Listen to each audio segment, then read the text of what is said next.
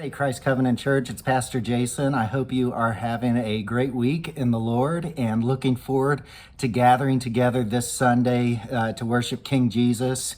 This Sunday, we're going to continue our Awe and Wonder series in the book of Psalm by looking at Psalm 42. And we're going to think about the wonder of hope and how the idea of having hope in God provides us an anchor and a steadfast joy, even in the midst of times when praising just won't come. In seasons of our lives of following Jesus, some seasons are exciting and we feel like we're growing and we feel like God is close to us and we're enjoying our walk with Jesus. But if you've walked with Jesus any time at all, you know that there are other seasons that just feel a lot more dry.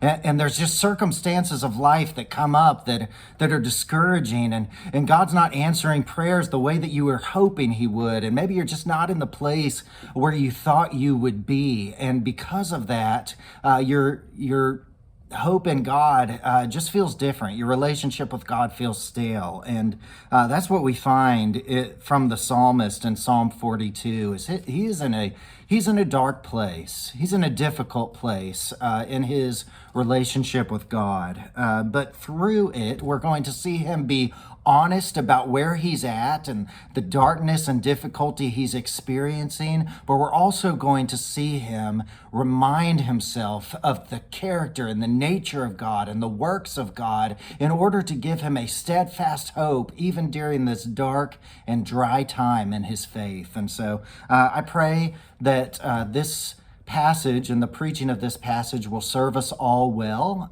Whether we find ourselves in a season where we do feel dry or in difficult circumstances, I pray that it would serve us well. And if we're not in that place right now, we rejoice in that. But I believe that it is always good and helpful to be served in thinking on these things when we're not in the valley.